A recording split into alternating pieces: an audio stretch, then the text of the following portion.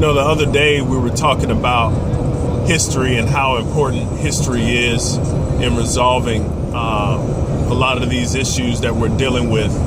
And I was reminded of this lady by the name of Elizabeth Bartholet, who's a Harvard professor, who called for the U.S. to ban homeschooling by Christian parents because their approach was too authoritarian, and it was brainwashing the kids. There's two things that I thought about that. Number one, she's advocating for an authoritarian approach to stop an authoritarian, what she thinks is authoritarian. So I found that pretty interesting. And then the second part is when you look at Harvard's history itself, it began as a Christian university. So, that she's advocating to really ban the view and the belief that really founded her entire university. And we keep running into this, right, where we overlook the Christianity's history in different areas. Quite so often we look at what the media highlights are different religious wars and things like that, but in actuality, very few wars have been fought over religion. I think in the Encyclopedia of Wars, it's been actually only 7% of religious wars in the history of humanity have been religious. And very few of that 7% has been with Christianity. But then on the flip side, Christianity's had a bunch of successes. 99% of the first 108 universities in the United States were founded on Christian values. When we think about the orphanages and the hospitals and women being rescued for sex trafficking, the accomplishments of the history of Christianity all over the world is well documented. And even within the major movements we've had for civil rights and social justice and dealing with black people in the United States, there have been three major movements, I think. Number one, the freedom of slaves. Number two, the civil rights movement. And I think we're on the third one, number three. The first, with the abolition of slavery, really started in Europe by a guy by the name of William Wilberforce, who was actually a Christian pastor. And he wrote a couple of documents that really founded and established human value being infinite and equal for all people based on the whole idea that we're created in the image of God. And then, of course, we have Martin Luther King, Reverend Martin Luther King, who also a lot of people, people are starting to not even know that he was actually a Christian pastor. But anyways, he's had a whole movement built on love and grace and compassion founded in Christian values. My concern with the third movement is that it is devoid of God. And historically, we've seen how God really helps in these situations to make real impact and real change and solutions. And my concern is that without God, I don't think this current movement has what it takes to really finalize and make some drastic changes. The main thing I want to communicate is number one, racism is a human value issue. Two, God deals with racism. And number three, therefore, God deals with human value. And then number three, therefore, God deals with racism. So one, racism is a human value issue. Two, God deals with human value. And therefore, three, God deals with racism.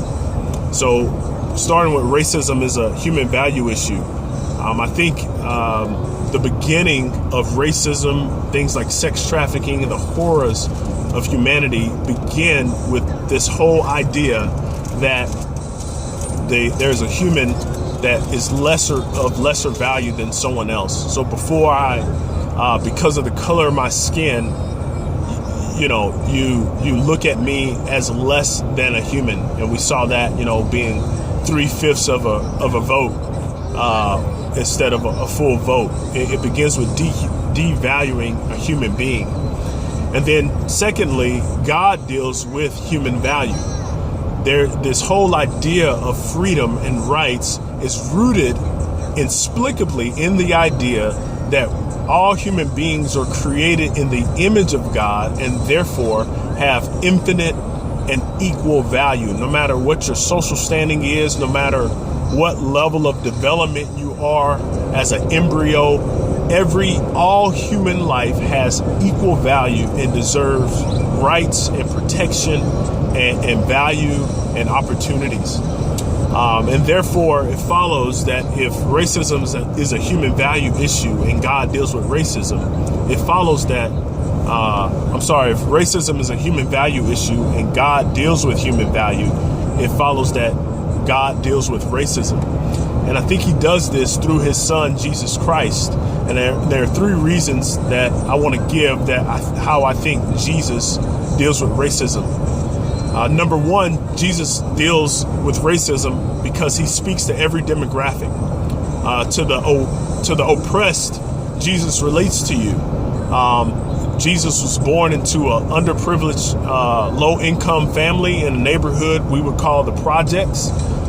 He was wrongfully accused by the authorities, by the government of that time.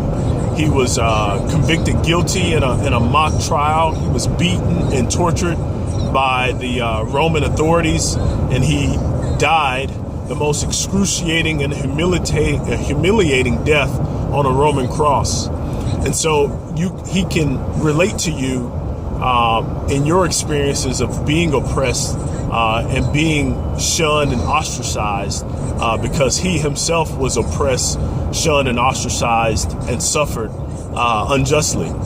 He also deals with the person that's in a position of privilege. He speaks to you as well. Jesus is God incarnate. He is God in the flesh. He's the person that created the universe by his power. And he left that high position, the highest position of authority, and he clothed himself in humanity in the person of Jesus in order to understand what we and show us how we can deal with what's going on here. So he left his position of authority to get down on our level to help us deal with our problems. So I think even if you're in a position of privilege, Jesus provides a model for you. Secondly, Jesus is the only bridge strong enough to bridge both sides of the argument. And we've seen that through history, through the abolishment of slavery, through the civil rights movement. He is the only bridge that can hold both sides long enough to have a debate, to have a discussion, and to really get after the true issues. I have not seen another foundation as strong as Christ. And then thirdly, and most importantly, Jesus is the only one who deals with injustice at its root, at its source, which is the human heart.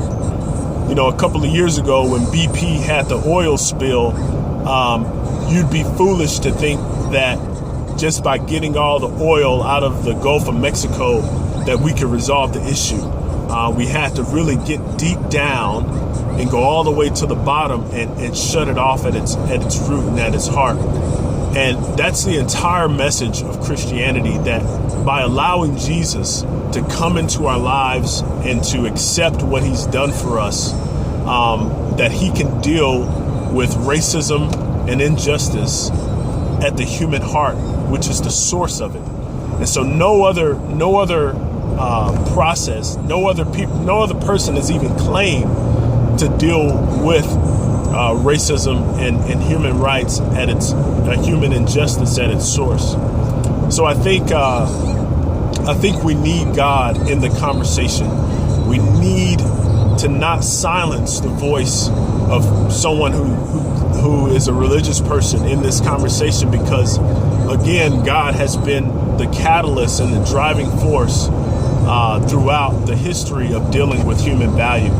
So only in Christianity do we have love at the source, at the beginning. Love is the path and love is the destination. And I just want to remind us of that history today, and the history surrounding what happened roughly 2,000 years ago with Jesus Christ, not only being mistreated, not only coming down from his position of power to help us deal with what's the evil in this world, but then being unjustly tried and being killed on a Roman cross, and then most importantly, which validate all of his claims, is the history behind his resurrection from the dead. And so, if Jesus didn't rise from the dead, then none of his teachings would mean anything. And the fact that we talk about him 2,000 years from now is even more evidence, despite the historical evidence that we have, that he bodily rose from the dead, which gives us reason to trust him. And so, if you ever wonder, if Christians believe that Jesus is God, then what was he doing on a Roman cross? That's the main question you have to ask. And he was showing us one thing, if many things, but one thing he was showing us is that God has not turned a blind eye to the injustice of this world. He's actually clothed himself in humanity and become part of it. So that's just some of my thoughts about what's going on, and I hope this was pretty good for you, and just kind of give you some time to pause and reflect. Thanks.